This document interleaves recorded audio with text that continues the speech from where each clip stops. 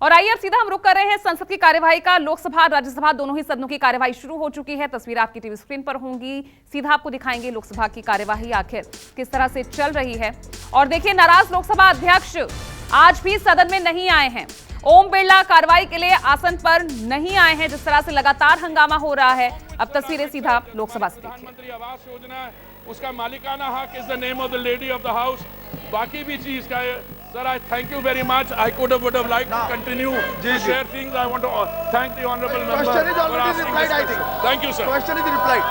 Supplementary, second supplementary. सभापति जी, मैं ये पूछना चाहती हूँ कि क्या महिलाओं को विशेष पैकेज इसमें हम देने जा रहे हैं, और जो एक्ट बना है उस माध्यम से उनको जो फायदे होने चाहिए, जैसा हेल्थ के बेनिफिट्स है, बच्चों का पढ़ाई है, तो इसको क्या हम इंक्लूड करने जा रहे हैं। और महाराष्ट्र में जैसा 4,14,032 ये जो लोगों को फायदा मिला है, तो ऐसे जो स्टेट है उसमें और बढ़ाने का और उनको सपोर्ट करने का, और हमारे पास में क्या प्लान है। We regularly benefit. We regularly monitor the number of vending zones which are there in each state. And I want to thank the honorable member. Some states, as she mentioned, Maharashtra has 1,509 vending zones. But some states like Andaman and Nicobar Islands, maybe because vending zones and the scheme you need mostly in B-class town. जो बहुत छोटे शहर होते हैं, वहाँ पे I get the feeling that the same pressure is not there. और चलिए, मेरे सहयोगी रमन कुमार, पॉलिटिकल एडिटर, हमारे साथ जुड़ रहे हैं सीधा संसद की कार्यवाही को लेकर। रमन, हम लगातार चर्चा कर रहे हैं, लेकिन आज नाराजगी की बात करेंगे क्योंकि स्पीकर ओम बिरला आज भी नहीं पहुंचे हैं और हम देख रहे हैं किस तरह से विपक्ष का हंगामा आज भी लगातार जारी है।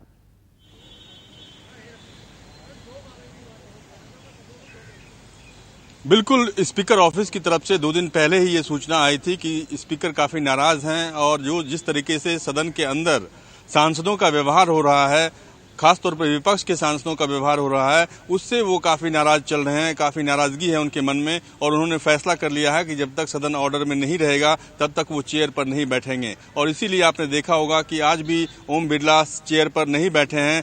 और हो सकता है कि दिल्ली अमेंडमेंट बिल जब चर्चा के लिए शुरुआत हो तो उस वक्त स्पीकर बैठ सकते हैं, क्योंकि उस वक्त सदन ऑर्डर में रहेगा, क्योंकि कांग्रेस पार्टी से लेकर तमाम विपक्ष के सांसदों को भी उस पर बोलना है। और सदन ऑर्डर में रहने के बाद जो है स्पीकर ओम बिरला उस वक्त सदन में बैठ सकते हैं। बिल्कुल, सभी की नजर इसी पर बनी होगी। जब दिल्ली ऑर्डिनेंस बिल पर चर्चा होगी तो उस वक्त तस्वीरें क्या होंगी।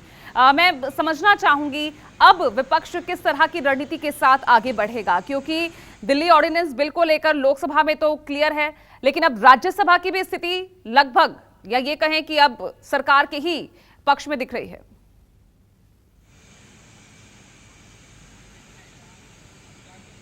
बिल्कुल, जो लेजिस्लेटिव बिजनेस है उसकी कॉपी मेरे पास है, जिसमें लिखा हुआ है कि bills for consideration and passing, इसमें से दूसरे नंबर पे the government of national capital territory of Delhi amendment bill 2023 listed है। और ये चर्चा हो सकता है 2 बजे के आसपास शुरू हो जाए। और हालांकि औपचारिकता है सिर्फ, लोकसभा में सरकार के पास नंबर इतनी ज्यादा है, इतनी संख्या बल काफी ज्यादा है, और इसीलिए इस बिल को लोकसभा से पास होने में कोई दिक्कत नहीं होने वाली है।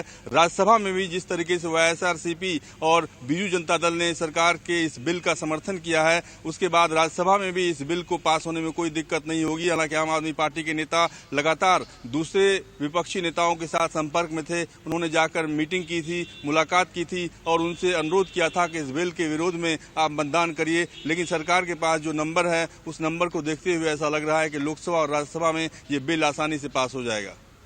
बिल्कुल, आज जिस तरह से दिल्ली ऑर्डिनेंस बिल को लेकर ही जहां विपक्ष एकजुटता का और कहीं ना कहीं अपनी ताकत दिखाने का जो दावा कर रहा था, जो कई महीनों से मेहनत कर रहे थे अरविंद केजरीवाल, उसका रिजल्ट भी अब जल्द ही सबके सामने होगा। जब राज्यसभा में भी स्थिति क्लियर हो जाएगी और वोटिंग होगी, तब देखना होगा कि यहां पर विपक्षी जो गठबंधन की ताकत है वो कितनी मुखर होकर सामने आएगी। लेकिन ये एक तरह से रमन क्या ये माने, क्योंकि इसे सीधे तौर पर 2024 की लड़ाई के तौर पर देखा जा रहा था, ये आंकड़ों का गणित सीधा सीधा कंपेयर किया जा रहा था कि 2024 के चुनाव से, क्या अभी भी स्थिति वही बनी हुई है?